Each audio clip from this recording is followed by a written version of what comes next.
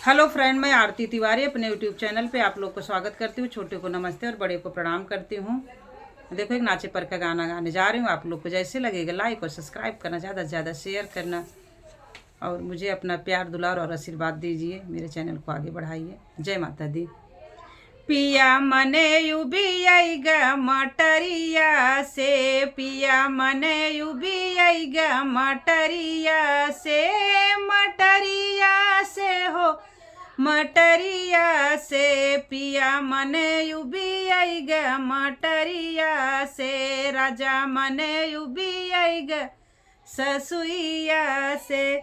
जाई बजरिया पनीर लियाइदा, जाई बजरिया पनीर लियाइदा, पनीर लियाइदा, पनीर लियाइदा। पिया ओका बनवाइदा ससुइया से, राजा ओका बनवाइदा ससुई से, ससुइया से हो ससुइया से। पिया ओका बनवाइदा ससुइया से।